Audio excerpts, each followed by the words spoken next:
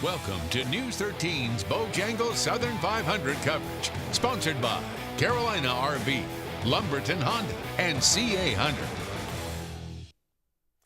Good evening, I'm Chris Parks. Thanks for joining us for News 13's Darlington Bojangles Southern 500 preview special. Tomorrow, drivers will try to capture a crown jewel victory, but tonight they competed for an Xfinity Series win. We'll take a look at who won coming up, but first let's take a look at who sits atop of the poll for tomorrow night's race. And atop of the poll is the 2014 winner Kevin Harvick. Right behind him is defending champ Martin Truex Jr. in the second position. Coming in third is Kyle Busch. In the fourth position is Kyle Larson, and to round out the top five will be Jamie McMurray. Coming in sixth, it will be Brad Keselowski. Right behind him is Kurt Busch in the seventh position. In eighth is Joey Logano. In the ninth position will be Denny Hamlin, and he's had a lot of success in Darlington, a past winner. And to round out the top 10 will be Eric Jones. So we go back to Harvick, the fastest time all around the track this afternoon, topping out about 177 miles per hour. Harvick has already punched a ticket to the NASCAR playoffs and looks forward to the advantages being in the top spot presents, while also giving analysis on his thoughts on the track. You know, I think if your car is handling good, you can make your way through traffic, but having that first pit stall, if your car is not handling good, it allows you to make up 2 or 3 spots if you have a decent pit stop and hopefully keep that track position all night. So that's really the biggest advantage. Here comes Martin Truex Jr. for the lead. He'll take it away from Ryan Newman. As he comes back on the front stretch, Martin Truex Jr. will win the Southern 500. Martin Truex Jr. captured his first win at Darlington last year. Now he looks to get back into victory lane for the second straight season. Julia Morris caught up with the defending Southern 500 champ to see how he plans to repeat. Hi there, Julia. Chris, Truex was back at Darlington a few weeks ago to go fishing at Ramsey's Pond. He didn't have much luck on the water, but he was more concerned with tomorrow's race anyway. I asked him about his breakthrough win at Darlington last year and what it was like to be back at the track. Very excited. Always look forward to coming to Darlington, but as the defending race winner, it's even cooler, so can't wait. To win that race last year, just put into words what that feeling was like. It's hard to put it into words, you know, just the emotion, just the 10 years, I guess it took me to win it, and had some heartbreaks here over the years. So I don't know, one of my favorite tracks to finally break through and get it done. It's hard to put into words, but it's definitely near the top of the list for our wins, that's for sure. 3 wins this season. What's working for your team this year? I think a little bit of everything, you know. Consistency has been key. Fast cars, a great team. I think just continuing to build that relationship. You know, we've been together over 3 years now as a group, and we just continue to build on that success, and hopefully it continues an upward trend. 11 stage wins, is that something that you're really paying attention to, or would you just rather have a victory? Well, we gave up a stage win at Pocono to try to get the win. It didn't work out, but I think it was the right call. So, I mean, it's really just trying to balance that out, you know. I mean, I think we know playoff points, bonus points are going to come into play. The more, the better. So we're trying to get as many as we can, but at the same time, we're not trying to throw away a shot at winning the overall race because that's worth 5. So just trying to balance it out, but it's been good for us this year, and we've been able to lead a lot of laps, and that's kind of played into our favor. Dale Jr.'s last race here and just his kind of last go-around. What are your thoughts on him in his final season? Well, Dale's a good friend of mine, and you know, he's really the one who got me started in big-time auto racing. You know, he hired me for my first job when I moved south, and yeah, just, you know, enjoy seeing him at the track. I feel like he's having more fun nowadays than he ever has, which is a great thing to see. And you know, he's going to be doing TV next year, so he's in a good place, enjoying himself. And as a good friend, you know, you like to see your friends happy and successful. So we're going to miss him on the track for sure, but he'll be around plenty, and we'll still be there to give you that noogie every once in a while, or give you a hard time with his. You know, he's pretty funny. So yeah, we'll miss him, but he'll be around. A lot of young drivers that have gotten their first wins this year. Do you think that's something that's good for the sport? I think it's great for the sport. You know, it shows it's healthy. It shows that we're going to have competitive drivers coming up for a long time. And, you know, these guys, you know, you look at Elliott and Larson and, you know, Blaney and Eric Jones, all these kids, man, they're going to be racing in NASCAR for 20 more years. So, I mean, we're definitely going to have some good competition on the racetrack for a long time to come. All right, last question we have to ask you. Your prediction for Labor Day weekend this year? Seriously? Come on, 78 car.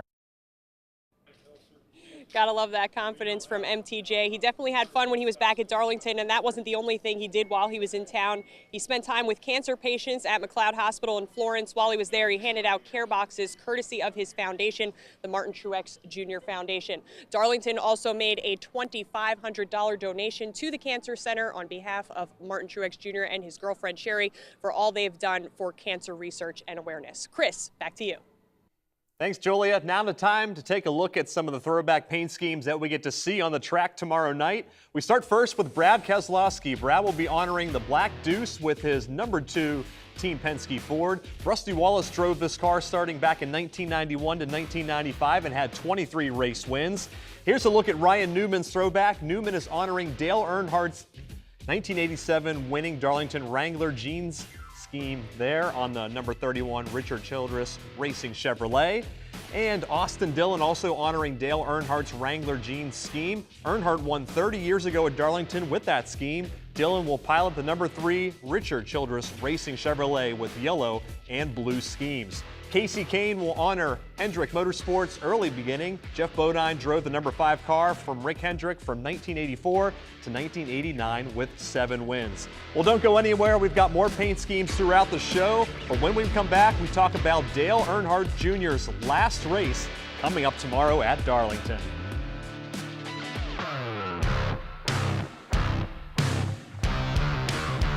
I just wanted the opportunity to go out on my own terms.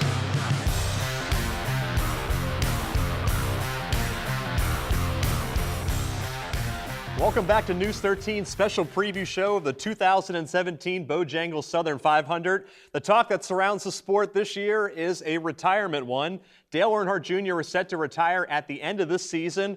Earlier this week, Darlington honored the driver of the '88 car, and Julia Morris was there. Hey, Julia. Chris, it's never easy to say goodbye to a sports icon, especially a fan favorite like Dale Earnhardt Jr. He announced his retirement back in March, saying he wanted to leave on his own terms. And since that time, it's been a season filled with more lows than highs for Earnhardt. He's only had one top 5 finish this year. Results and speeds have been absent for the driver, but he says he's not going to beat himself up about the struggles. No matter what happens the rest of the season, he's comfortable with his decision to walk away. If I knew what I was going to miss, it'd be even more emotional and harder to deal with. But the fact that I'm not quite sure exactly what's going to be the most difficult part about it, it's really not set in yet. So I know it'll be, emotional on Sunday at Homestead, that last race. I'm going to have a lot of friends and family there because of that moment. No matter what happens to Junior tomorrow, his name is going to forever live on here at Darlington Raceway. Yesterday, the track renamed its Turn 3 towers the Earnhardt Towers to honor Junior and his late father, Dale Earnhardt Sr. And despite his struggles, you can't count Dale Jr. out for this race tomorrow. He did finish second here once, so you never know. Tomorrow, he might be able to get his first Southern 500 victory. Chris, back to you. Thanks, Julia. This year's pace drivers will be Richard Petty to lead the field, followed by Bill Elliott. 50th anniversary at Darlington, it was that kid named Richard Petty who had finally achieved what he wanted to achieve and what he watched his heroes achieve. Back in the day, Dale Earnhardt Sr. wasn't the only legendary driver to race the Lady in Black. Richard Petty and Bill Elliott also drove during the throwback years. Darlington will also honor them as this year's pace drivers. Petty will lead the field in the 1967 Plymouth, followed by Elliott. Elliott will serve as the honorary pace car driver piloting a Ford Shelby GT350 Mustang. All right, we're just getting back to more of the paint schemes now that will be in tomorrow evening's race, so let's take a look at some more of those cars. We start first with Ty Dillon. Ty will be honoring Smokey Unick with his number 13 Germain Racing Chevy. Johnny Rutherford drove the number 13 for Unick back in 1963, winning in his debut. Clint Boyer will drive the number 14 Carolina Ford dealer Ford Fusion. His paint scheme will honor his pal and also a very good driver, Mark Martin. Ryan Blaney is honoring Petty's 1987 Ford Thunderbird with the number 21 Wood Brothers Racing Ford Fusion. Kyle Petty drove the historic Wood Brothers Racing team from 1985 to 1988, collecting 2 wins and 48 top 10 finishes. Chase Elliott will offer a tribute to the NASCAR Hall of Fame father with his powder blue number 24 Chevrolet. Bill Elliott's Premier Series debut came in 1976 at Rockingham, North Carolina in his number 9 Ford. Now, more than 40 years later, his son Chase will ride his old paint scheme. How about that? Well, stick around. We've got more paint schemes ahead throughout the special. And when we come back, News 13's Taylor Herlong has a look at how Darlington Raceway gets ready for a big event. Stay right here.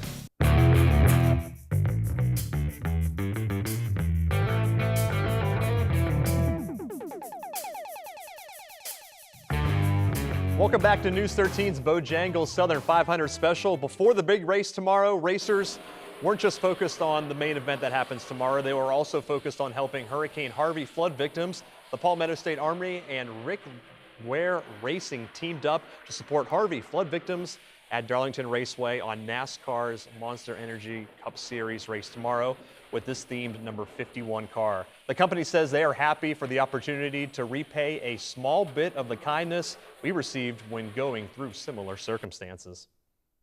And on Thursday, News 13 held a Hurricane Harvey relief phone bank. In just 2 hours, our viewers donated more than $6,000 to the Red Cross. We're still raising money for victims in Texas. If you would like to donate, please go to WBTW.com.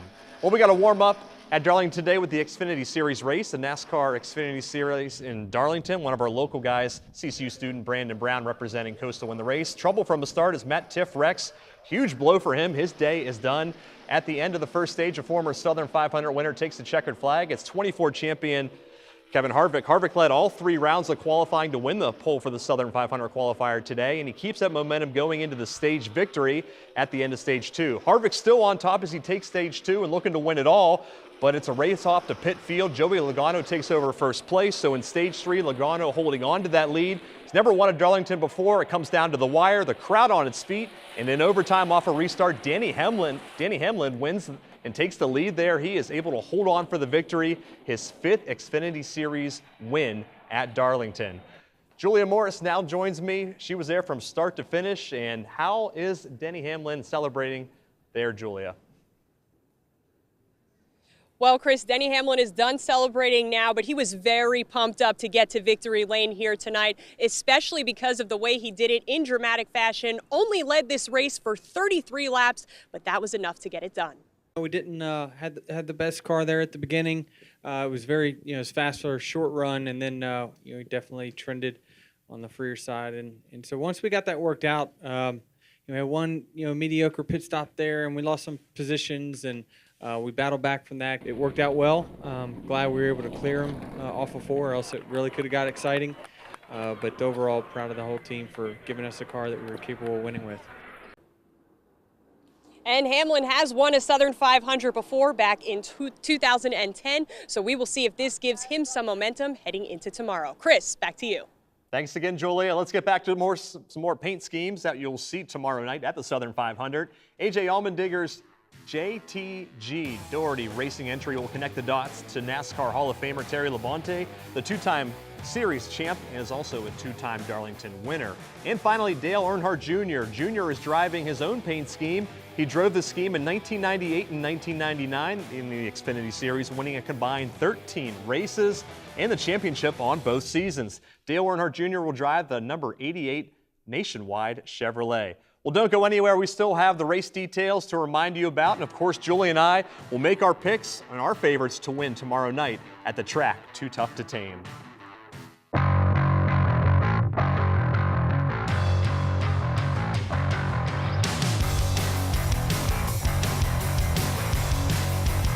Welcome back. Year in and year out, NASCAR's past and present stars gather at the track Too Tough to Tame for race weekend. One NASCAR legend was back in town this week, and Julia Morris asked him about the success of the throwback paint scheme and what it means to the Southern 500. Julia.